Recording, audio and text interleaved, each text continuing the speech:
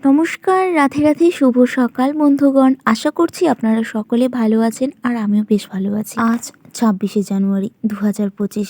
দিনটি শুরু হয়েছিল ব্রহ্ম মুহূর্ত থেকে, অর্থাৎ ভোর 4টে থেকে। আমরা রওনা দিয়েছিলাম হলদিবাড়ি যাবার উদ্দেশ্যে। হঠাৎ করেই মানিকগঞ্জে একটি ফাঁকা গাড়ির সঙ্গে আমাদের দেখা হয়। পরিচিত ছিলেন ড্রাইভার দাদা, তাই তার গাড়িতে আমাদের সাইকেল উঠিয়ে দিয়ে আমরাও গাড়িতে বসে পড়েছিলাম। তো এভাবে করেই আমরা হলদিবাড়ি পৌঁছে গিয়েছিলাম। হলদিবাড়ি দেশবন্ধু পাড়ার স্পোর্টিং ক্লাবের ময়দানে বেশ কয়েকদিন ধরে হলদিবাড়ি উৎসব উদযাপিত হচ্ছে। তারই মধ্যে পড়েছে 26শে জানুয়ারি, আমাদের প্রজাতন্ত্র দিবস। এই দিনটিকে আরও সাফল্যমণ্ডিত করে তুলবার জন্য উৎসব কমিটির পক্ষ থেকে ম্যারাথনের আয়োজন করা হয়েছে। আমরা সেই ম্যারাথনে পার্টিসিপেট করার জন্যই বেরিয়েছি এত ভোরবেলা। ঘড়িতে তখন 4:45।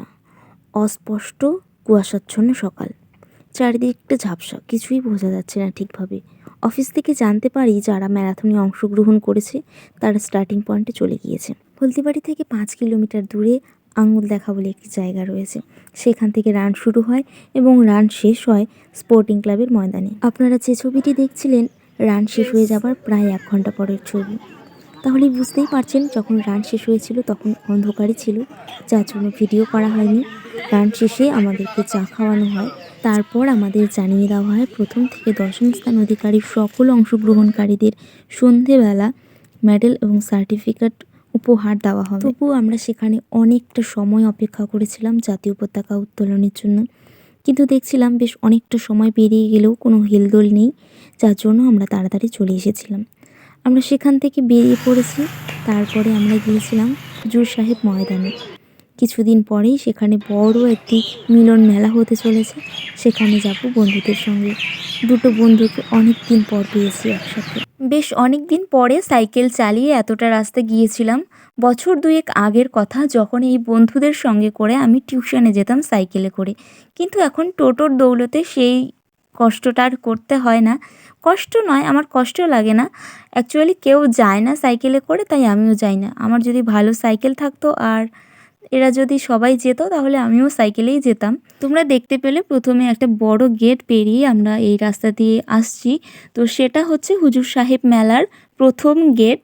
তারপরে এখানে রয়েছে দ্বিতীয় গেট। এই গেটটি পার করেই কিন্তু হুজুর সাহেবের যে কবরস্থানটি রয়েছে, ওদের যে মেন মসজিদ রয়েছে সেটা রয়েছে। আর এই রাস্তাগুলো দেখতে পাচ্ছ, এই রাস্তার ব্যাপারে বলবো এখনই। আর এখানে অনেকটা জায়গায় আর কি জল নিকাশির ব্যবস্থাটা খুব ভালো করে করেছে, কারণ এখানে যেই মেলাটি বসে সেটা ইন্টারন্যাশনাল মেলা বলতে পারো তোমরা।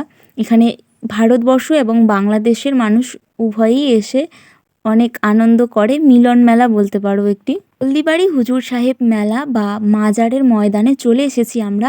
আরেকটু পরে তোমাদেরকে দেখিয়ে দেব এখানকার যে মসজিদ, যে বিখ্যাত কবরস্থানটি রয়েছে।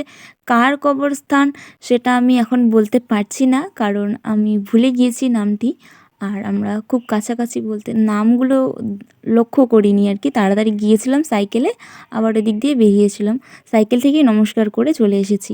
আর এখানে যে দেখতে পাচ্ছ ছোট ছোট ঘরগুলো, ওগুলোর সামনে আগে মোমবাতি ধূপকাঠি জ্বালানো হতো, কিন্তু এবছর কোনো ধূপকাঠি মোমবাতি জ্বালানোর পারমিশন নেই, আগুন জাতীয় জিনিস অ্যালাউ নেই। কারণ প্রত্যেক বছর এই মেলাতে ওই ধূপকাঠি মোমবাতি থেকে আগুন লেগে যাওয়ার ভয় থাকে। তারপরে আমরা মেলার মাঠ থেকে বেরিয়ে রাস্তার দিকে গিয়েছিলাম। সেখান থেকে লেবু বাগান ঘুরে আমরা চলে এসেছিলাম বাড়ির দিকে। আর কিছুদিন পরে কিন্তু এই মেলার যে মাঠগুলো দেখতে পাচ্ছ, এগুলো দোকানপাট দিয়ে ভরে যাবে একেবারে জায়গাটি। আর আমি তো এই মেলাতে গিয়ে প্রত্যেকবার হারিয়ে যাই, জানি না এবছর কি হবে। তারপর আমরা লেবু বাগান ঘুরে বাড়ি আসি। বলতে আমি দিদির বাড়িতে গিয়েছিলাম আর বন্ধুগণ বাড়ি চলে গিয়েছে। পর দিদি তো বাড়িতে গিয়ে ব্রেকফাস্ট করছি, এমন সময় আমার ভাগ্নে বলছে আজকে মাসিমণিকে আমার স্কুলে নিয়ে যাব। আজ তো মাসিমণিকে নিয়ে গেলে কিছু বলবে না, আমার বসার জায়গাটা দেখাবো। তো সেক্ষেত্রে ভাগ্নের সঙ্গে আসা স্কুলে। আর এসেই তো দেখছি এত সুন্দর করে সাজিয়েছে ভারত মাতা, তারপরে আরও বিভিন্ন মনীষীগণকে সাজিয়েছে। এখানে দেখতেই পাচ্ছ মহাত্মা গান্ধী, স্বামীজি, এছাড়াও বিভিন্ন স্বাধীনতা সংগ্রামী এবং দেশপ্রেমিকদের রূপ দেওয়া হয়েছে ছোট ছোট শিশুদের।